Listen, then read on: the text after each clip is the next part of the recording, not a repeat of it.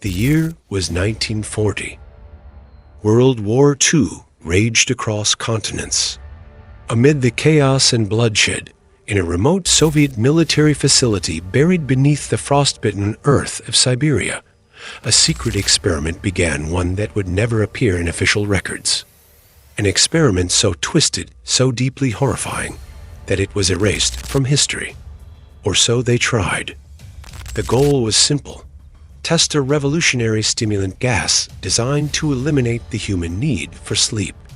The theory? Sleepless soldiers could fight longer, think faster, and win wars before the enemy even blinked. But what started as a scientific pursuit quickly unraveled into a waking nightmare.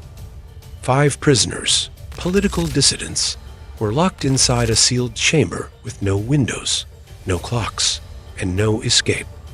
The gas was pumped in, and the countdown began. The first day passed with little incident. Then the 3rd. Then the 5th. By the 9th day, something inside that room changed, something no one was prepared for. What the researchers saw through the glass would haunt them forever. The screams, the silence that followed, and what the prisoners did to themselves and each other defied logic, science, and sanity. Were they still human? Or had the experiment unlocked something far worse? In this video, we dive deep into the darkest corners of Cold War folklore, exploring the truth, the myth, and the terrifying possibility behind the Russian sleep experiment. Was it just a creepypasta born on the internet? Or was it based on something real? Something the world was never meant to know. Brace yourself. Sleep won't come easy after this.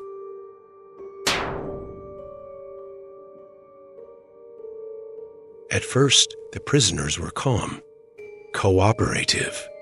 They spoke to the researchers through the intercom, recounting memories, whispering dreams, and offering promises of obedience in exchange for their freedom. The gas filled their lungs. Their eyes grew wide, unblinking. Sleep did not come. By the 4th day, their conversations became frantic, paranoid. They spoke of being watched not by the scientists, but by something else in the room with them. Something that moved in the corners where the light didn't reach. They begged for more gas. They screamed at the walls.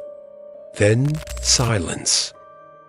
By the 6th day, not a single voice answered the researchers' calls. Fearing the worst, they tapped the microphones only to hear a sound more disturbing than screams, whispering. Constant. Unintelligible. Like a prayer spoken backward, layered with the scrape of fingernails against raw flesh. They turned on the chamber's cameras. What they saw was not human. The prisoners were still alive, but barely. Skin peeled away, eyes sunken deep into sockets, fingertips worn to bone. One man sat in the corner, rocking gently, intestines spilling from a wound he had inflicted on himself, yet he smiled. Smiled as if freed from some invisible prison. They had torn each other apart, not out of rage, but out of devotion. To what? No one could say. The scientists tried to shut off the gas. That was when the screaming returned. Turn it back on. They howled. We need it. We're awake now. We can never sleep again. The lights flickered. The glass fogged from the inside. One of the prisoners threw himself at the observation window, laughing through bloodied teeth. We are what comes after sleep, he hissed. The researchers wanted to stop it. They wanted to open the chamber, to put an end to the madness. But orders from above were clear. Observe. Record everything. So they did. Even as sanity slipped through their fingers. Even as the line between science and horror dissolved. And this was only day 9. Day 15. No food. No sleep. No humanity. The prisoners had long since abandoned the illusion of being men. What remained inside the chamber were husks twitching, whispering, devouring themselves and grinning through crimson-soaked teeth. The researchers begged command to end the experiment. For days, their pleas were denied. But then silence. No whispers. No movement. No signal.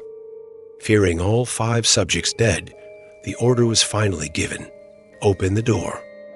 It took 4 guards, armed and shaking, to turn the lock.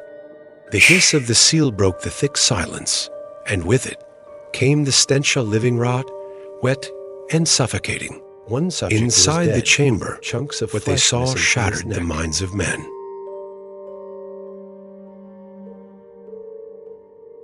His ribcage torn open like a cabinet. Another sat in the center, eyes rolled back, murmuring a lullaby in a language no one recognized. 2 crouched in the corner, feral and skeletal, shielding their faces from the dim light as if it burned. The 5th, oh God, the 5th stood smiling, still breathing barely. His face had been torn open, lips missing, eyes wide, as if forced to see eternity. His chest rose and fell in ragged, unnatural rhythm. Lie down, the guards screamed. On the floor. Now. They didn't listen. Instead, one subject lunged screaming not at the soldiers, but at the air itself. Don't take it from us, he shrieked. We were close. We were so close. Gunfire erupted. Blood soaked the walls that had already long since forgotten peace. When the dust settled, only 2 subjects remained barely alive, tethered to this world by nothing but will and madness. The scientists tried to sedate them, tried to operate, to fix them. They opened one up, only to find that the heart kept beating even as the anesthetic should have stopped it. The subject grinned as his organs were removed, whispering, "Sleep is a lie. It is death pretending to be peace." The final subject near death was asked one last question. What are you? What have you become? He smiled with no lips. His eyes locked with the doctor's, and he said, "We are the darkness you shut your eyes to. We are what dreams forget." Then he flatlined, but not before laughing low, guttural and childlike. The facility was shut down, sealed. The remaining footage classified. The scientists silenced. The bodies burned. Or so the report claimed, but in the years that followed, strange things were whispered by those who worked near the site. Whispers of voices in the night, of eyes watching through cracks in the wall, of dreams that didn't end where in the cold soil of Russia. Something never slept again. By the 15th day of the experiment, when the gas was finally turned off and fresh air pumped into the sealed chamber, what the observers saw was far beyond what they had expected or could comprehend. 4 of the 5 test subjects were still alive, but calling them alive was a stretch. The condition of their bodies was horrifying. Large sections of their own flesh and muscle had been torn away with their bare hands. Some had removed skin from their thighs and chests down to the bone. The wounds were not caused by any external tools. The subjects had mutilated themselves. In a grotesque display, one subject's abdominal cavity had been ripped open. His organs were visible and partially spilling out, yet he showed no pain, no attempt to cover or protect himself. He was fully conscious, speaking clearly and repeating a single phrase over and over. "Keep cutting. Keep cutting." When the gas was flushed and the heavy steel doors finally opened, the soldiers expected to find corpses. Instead, they were met with screams not of pain, but of rage. The surviving subjects begged for the gas to be turned back on. They fought like feral animals, injuring several soldiers during the extraction. One subject tore out the throat of a soldier with his teeth. Another fractured his own arm to slip out of restraints.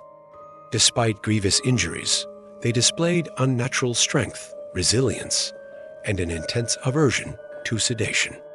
When sedatives were administered, subjects convulsed violently and screamed one flatlined, only to return to life seconds later when the gas was briefly reintroduced to calm him. Once restrained and transferred to a secure medical facility, the real horror began. All surviving subjects had extremely elevated heart rates and brain activity resembling a waking seizure. Their EEG readings resembled someone in intense, continuous REM sleep, except their eyes remained open and aware. Refusal to sleep. When asked why they had mutilated themselves, one subject whispered through a torn throat, "Sleep is death. Sleep is where it waits."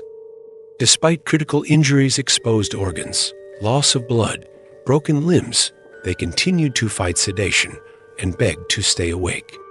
Even when unconscious, they would awaken the moment the gas was off or a sedative wore off. It became clear the experimental stimulant gas had become an addiction not just physically, but existentially. It altered them. They were no longer afraid of death. They were afraid of sleep. With no clear course of treatment, the scientists proposed surgical intervention to sedate and repair their bodies. But during surgery, one subject flatlined as soon as his brain was quieted. The moment his EEG fell into true sleep, his heart stopped. In a final interview before being terminated, one surviving subject locked eyes with the lead researcher and said, "We were never meant to sleep. Do you not see? We are what's left when the mind has no cage." Then he smiled, blood running from his eyes. The last surviving subject was terminated on site. The facility, deep in the Siberian wilderness, was ordered to be sealed with concrete. Its entrances collapsed by controlled detonations. Everything, notes, recordings, bodies, was destroyed or classified beyond top secret. Those few who lived through it, scientists, guards, observers, were scattered, silenced, or reassigned. Some vanished. Others were found dead by suicide in the following years. A handful were institutionalized, muttering phrases like, "Don't let it sleep," and "It watches from the dark." The lead scientist, whose name was redacted in all official records, disappeared in 1951. But one final entry was found in his private journal, never meant to be read. Gas was not a stimulant. Not merely. It was a door. It did not make them stronger. It made them hollow vessels. Something was waiting on the edge of consciousness, and when they stopped sleeping, it entered, not into their minds, but into the space that sleep was meant to guard. We thought we were keeping them awake, but we were holding something else inside, and now I can feel it when I close my eyes. To this day, no official documentation of the experiment exists, only fragments leaked decades later, scattered across obscure forums, whispered about in late-night conversations. Some believe it's nothing but a hoax, others sleep with the light on,